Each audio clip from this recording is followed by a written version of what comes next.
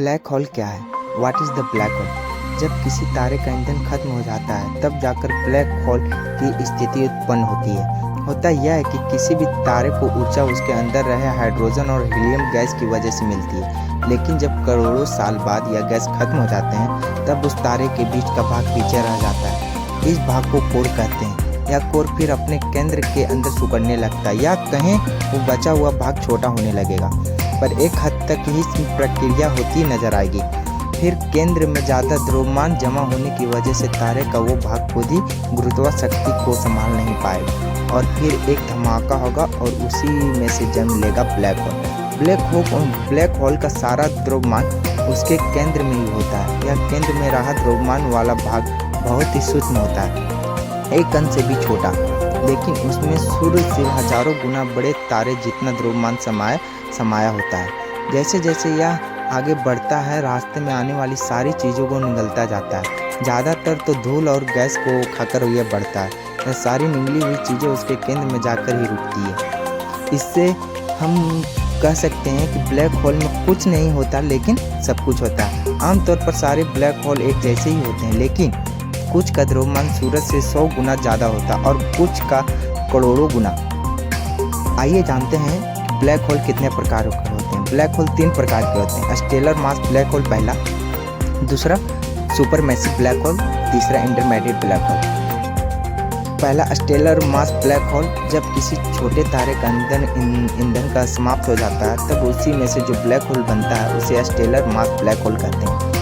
इन black hole का द्रव्यमान या सरल भाषा में कहें उनका वजन हमारे सूर्य से 3 गुना या उससे ज़्यादा होता है, लेकिन आकार सिर्फ दिल्ली या मुंबई शहर जितना ही होगा।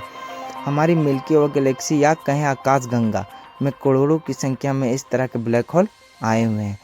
दूसरा सुपरमैसिव ब्लैक होल, वो ब्लैक होल जिनका द्रव्यमान सूर्य को अरबों गुना ज़्यादा होता है, जबकि आकार सिर्फ हमारे सूर्य जितना ही होता है। इतना भारी होने की वजह से ही सुपरमैसिव ब्लैक होल नाम दिया गया है। यह ब्लैक होल आसानी से हमारे सौर मंडल को पल भर में ख़त्म कर सकते हैं अगर वो सूर्य की जगह पर हो तो, लेकिन डरने वाली कोई बात नहीं है। सिर्फ गैलेक्सी के अंदर ही केंद्र में ही पाए जाते हैं। कोई ऐसा तारा जिसका द्रव्यमान और आकार सूर्य से कई ज़्यादा हो, यहाँ तक कि अरबों गुना ज़्यादा, उसी में बनता है ब्लैक होल। पर सिर्फ एक ही वजह नहीं है उसका जन्म होने की। जब कई स्टेलर मास ब्लैक होल एक दूसरे से टकराते हैं तब वो सब एक हो जाते हैं और जन्म देते हैं सुपरमैसिव ब्लैक होल। एक और वजह यह है कि जब अंतरिक्ष में कई बड़े बादल टकराते हैं तब उनका द्रव्यमान बहुत ज़्यादा हो जाता है और वो अपने ही अंदर सिकुड़ने लगते हैं। फिर इसे जन्म लेता है एक विशाल ब्लैक होल।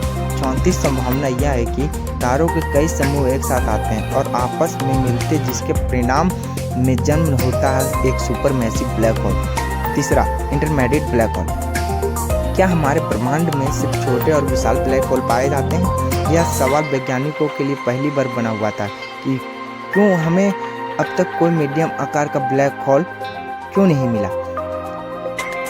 क्या इस तरह का ब्लैक होल पाए जाते हैं? इसका शीर्ष तो है। जवाब है हाँ। अभी कुछ समय पहले के अभ्यास के दौरान इस तरह का ब्लैक होल खोज हुई थी जिनका द्रव्यमान सूर्य से कुछ हजारों गुना ज़्यादा है।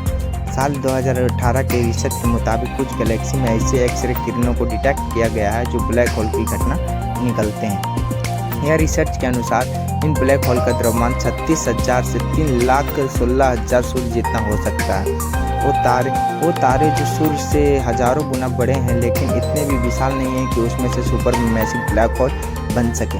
उनमें से बनते हैं एक समान आकार का ब्लैक होल, जिन्हें इंटरमीडिएट ब्लैक होल नाम दिया गया है। Types of black hole, stellar mass black hole. यह हमने जान लिया कि ब्लैक होल को कितने प्रकार के होते हैं। अब बारी है जानने की ब्लैक होल की शक्ति कहाँ तक होती है, उसका केंद्र में आखिर क्या होता है। आगे जानते हैं नेक्स्ट वीडियो में। वीडियो पसंद आया तो लाइक सब्सक्राइब ज़रूर कीजिए। धन्यवाद।